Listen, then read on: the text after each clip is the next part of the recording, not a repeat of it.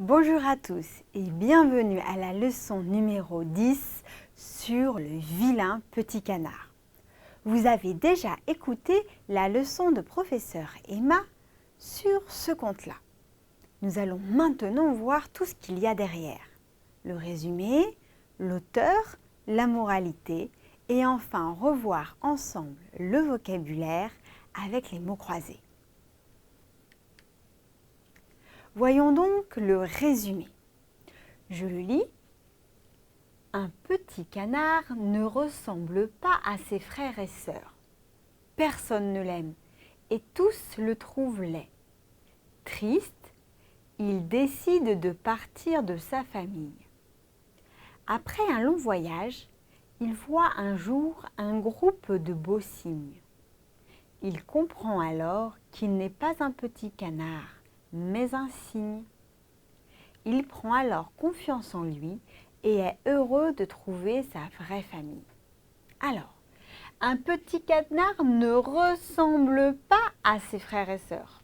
Ressembler, ça veut dire on a quelque chose de pareil, de semblable. C'est comme mon frère ou comme ma sœur. Mon aspect est le même, mon physique ressemble. Mais là, le petit canard, il ne ressemblait pas. Rien n'était pareil avec ses frères et ses sœurs. Personne ne l'aime. Donc personne, ça veut dire que même pas une personne. Personne ne l'aime. Le L, c'est le petit canard. Hein. Personne ne l'aime et tous le trouvent laid. Laid, ça veut dire moche, pas beau.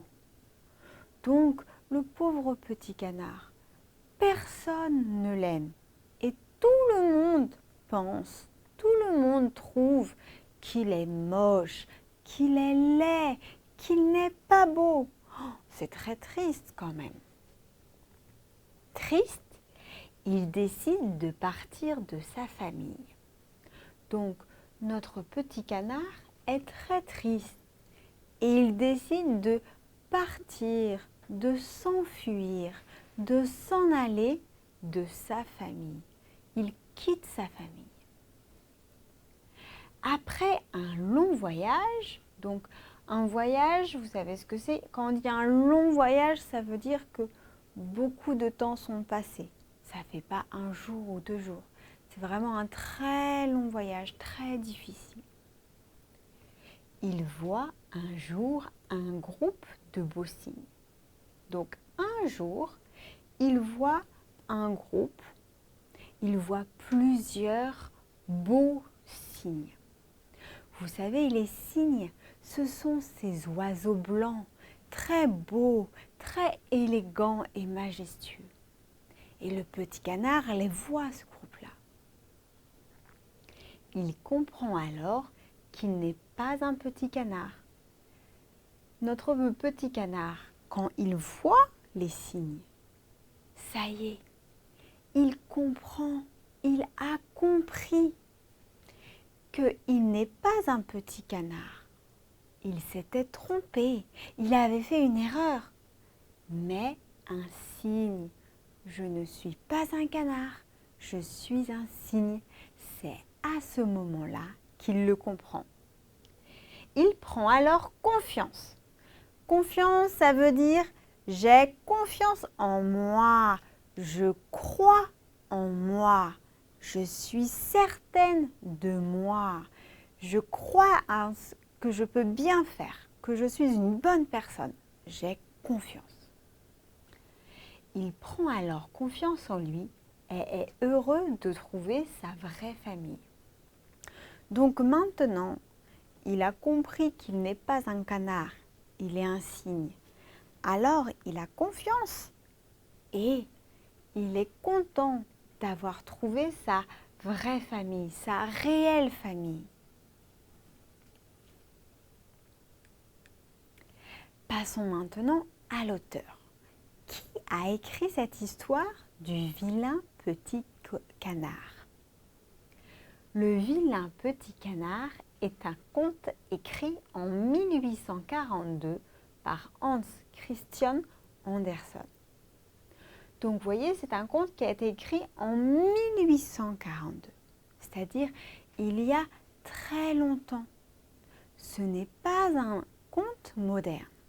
Et l'écrivain s'appelle Hans Christian Andersen. Mais on le connaît souvent comme Andersen. On entend souvent juste le nom Andersen. C'est un récit autobiographique de l'auteur, puisqu'il est né dans une famille très pauvre. Enfant, lorsqu'il récitait des pièces de théâtre à sa mère, elle le croyait fou. Il commence l'école à 18 ans. Tous les élèves et les professeurs se moquent de lui. Maigre et grand, son physique ne plaisait pas. Il a connu de nombreuses critiques tout au long de sa vie. Il a donc toujours eu l'impression d'être différent. Donc ici, ça nous explique pourquoi Andersen a écrit Le vilain petit canard. Comment il a imaginé cette histoire? Pourquoi? C'est un récit, c'est une histoire autobiographique. Biographique, c'est l'histoire de la vie. Et auto, ça veut dire sa vie.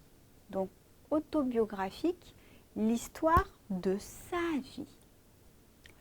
Donc le vilain petit canard serait l'histoire, la vraie histoire d'Andersen. Vous allez me dire, mais on ne comprend pas. Pourquoi? Parce que l'auteur, Andersen, est né dans une famille très pauvre. Donc, sa famille n'avait pas d'argent. Sa famille était très pauvre à Andersen. Enfant, lorsqu'il récitait, lorsqu'il racontait, lorsqu'il disait des pièces de théâtre à sa mère, elle le croyait pour un fou. Elle, c'est sa maman. Donc, lui, Andersen, quand il était enfant, quand il était petit, il adorait réciter, raconter des histoires, des pièces de théâtre à sa maman. Mais sa maman, quand elle l'écoutait, elle disait mais tu es fou, hein? Ça va pas la tête, tu as un problème. Vous voyez, comme dans le petit canard, le vilain petit canard, la maman ne comprend pas son enfant. La maman ne comprend pas son fils. Pourquoi il est bizarre? Pourquoi il est étrange? Donc, c'était la même chose pour de vrai pour l'auteur. Il commence l'école à 18 ans.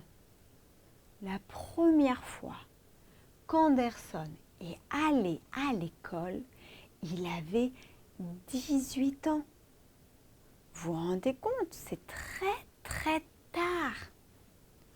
Tous les élèves et les professeurs se moquent de lui. Évidemment, vous commencez l'école à 18 ans. Alors tous les élèves, ce sont des enfants. Ils ont 7, 8 ans et vous, vous avez 18. Donc les enfants se moquent de lui, mais aussi les professeurs. Donc les élèves, les professeurs, tout le monde se moque de lui. Se moquer, ça veut dire des choses méchantes. Rigoler de quelqu'un de manière méchante. Par exemple, haha, tu es nul. Oh, tu sais pas faire ça. Oh, c'est nul. Oh, mais vraiment, t'es vraiment pas bien. Tu vois, que des choses méchantes. Tout le monde se moquait de lui. Comme dans le vilain petit canard. Souvenez-vous, dans le vilain petit canard, tous les animaux rigolent de lui, se moquent de lui, sont méchants avec lui. Eh bien, Andersen, il a vraiment vécu la même chose. Quand il était petit, c'était la même chose pour lui. Maigre et grand, son physique ne plaisait pas. Donc, il est arrivé à l'école à 18 ans, donc il paraissait très bête par rapport aux autres. Il ne savait pas lire, il ne savait pas écrire par rapport aux autres. En plus, il était maigre. Ça veut dire qu'il était très très mince et il était très grand. Donc très grand et très mince, très maigre. Son physique, son aspect physique, son look ne plaisait pas. Personne ne le trouvait beau. Oh non, Anderson, non, il n'est pas très beau, hein. Franchement, Il a connu de nombreuses critiques tout au long de sa vie.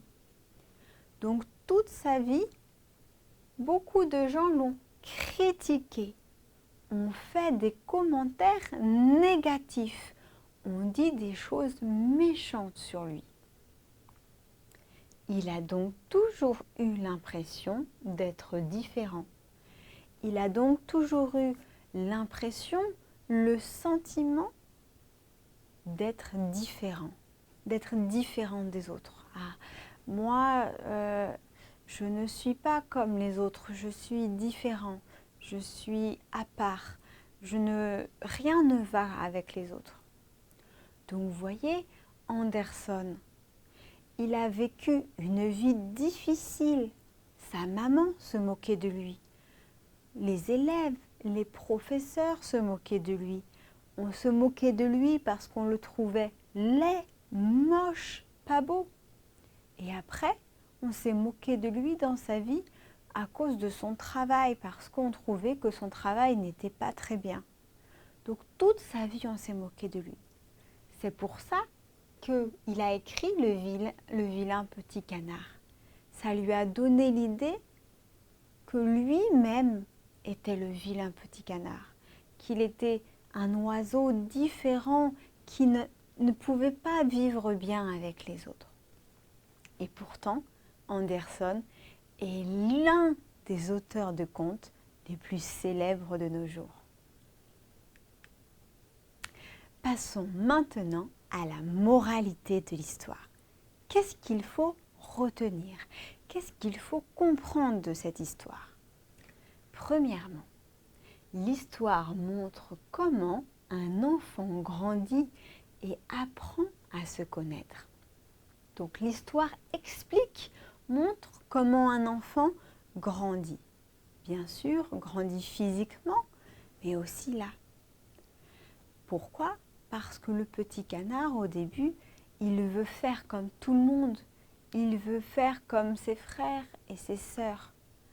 Mais après, il comprend qu'il ne peut pas faire comme ses frères et sœurs.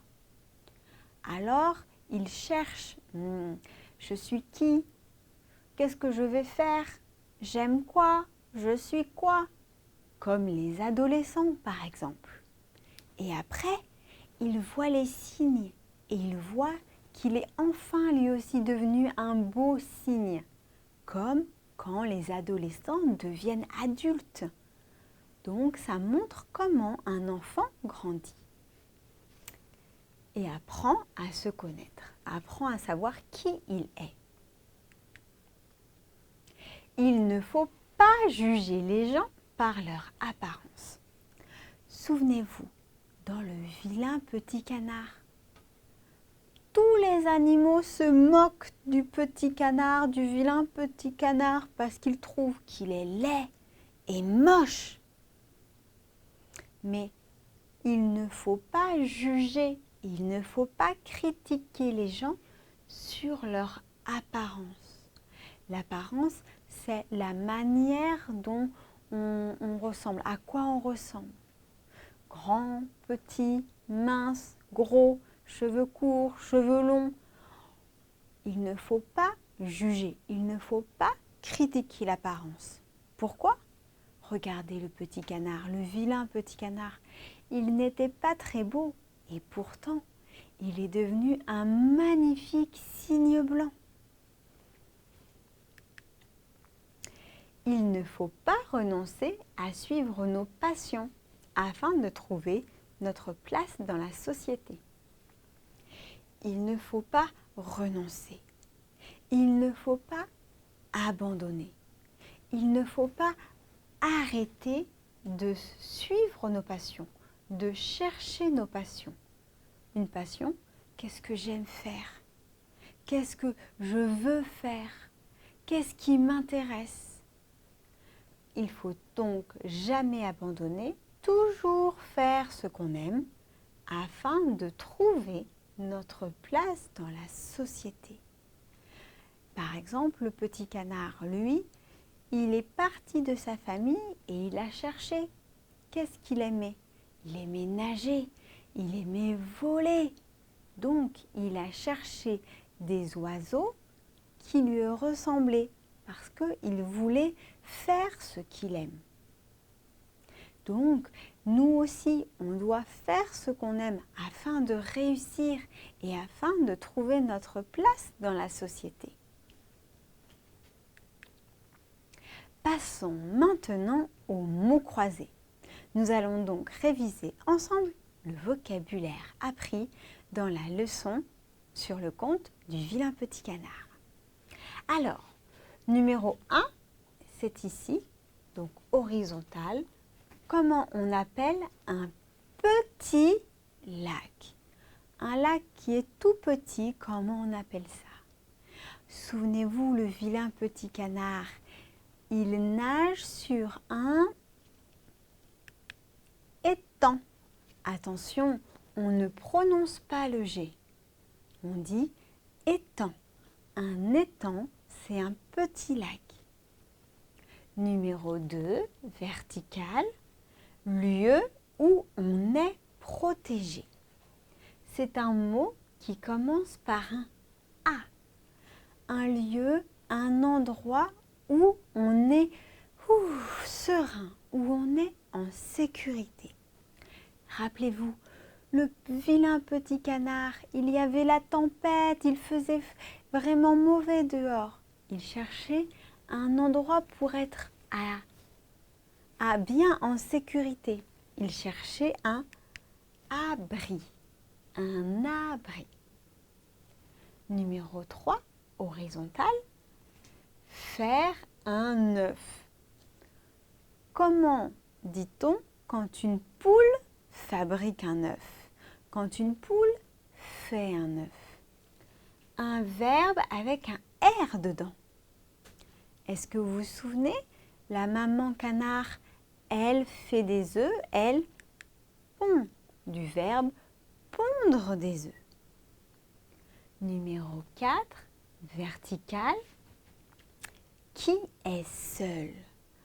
Comment ça s'appelle?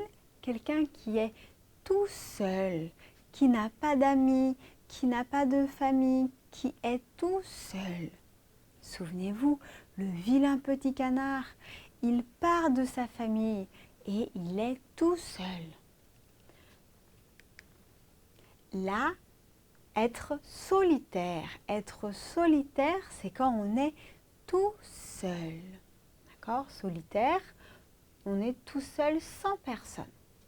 Numéro 5, horizontal, qui n'est pas beau. Vous vous souvenez, le petit caneton, il était moche, il n'était pas beau. Un petit mot en 4 lettres avec un i. Est-ce que ça vous rappelle des choses? Laid, être moche. Attention, on ne prononce pas le D. Il est laid. Par contre, si c'est une fille, on dira elle est laide. On mettra un E à la fin. Elle est laide, il est laid. Numéro 6, horizontal. Le chien fait waf waf. Un verbe pour dire le chien fait waf waf. Ça finit par un R. Aboyer. On dit un chien aboie. Il aboie. Et le verbe, c'est aboyer. Numéro 7, vertical. Animal qui n'habite pas avec les hommes. Il y a deux sortes d'animaux. Les animaux qui habitent avec les hommes, chiens, chats, hamsters, poissons. Ce sont les animaux domestiques. Et puis il y a les animaux comme les tigres, les lions, les ours. Ils ne vivent pas avec l'homme.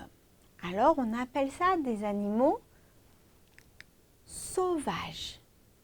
Sauvages, ça veut dire ils ne vivent pas dans la même maison que les humains. Numéro 8, horizontal, des paroles méchantes. Souvenez-vous, le vilain petit canard, tout le monde lui dit des choses méchantes, tout le monde se moque de lui. Il entend beaucoup de insultes. Des insultes, ce sont des mots méchants qu'on dit à des personnes. En général, une insulte, c'est vulgaire. Ce n'est pas un mot très joli. Numéro 9, vertical, se pencher presque à tomber. C'est quand on penche, mais oh, je vais tomber, je ne vais pas tomber, je vais tomber, je ne vais pas tomber. Oh, je ne sais pas trop, je vais peut-être tomber, mais je ne sais pas. Je suis en train de perdre l'équilibre. Je suis peut-être en train de tomber. Est-ce que vous connaissez un verbe qui veut dire ça? Un long verbe avec un N dedans. Chanceler. Quand je chancelle, vous voyez le mot chance. C'est oula, est-ce que j'ai de la chance? Est-ce que j'ai pas de chance? Est-ce que je tombe? Est-ce que je vais tomber? Ou je ne sais pas. Chanceler. Et enfin, le dernier mot, numéro 10, horizontal, c'est un petit mot de 4 lettres qui termine avec un E. Une émotion de bonheur. Un autre mot pour dire le bonheur, être heureux. Un petit mot, vous le connaissez peut-être, c'est la joie. Le bonheur, la joie. Attention, on dit être joyeux. D'accord? Quand on est joyeux, on ressent de la joie. Merci encore d'avoir suivi avec moi cette leçon sur le vilain petit canard. J'espère vous retrouver bientôt dans un autre conte. Au revoir!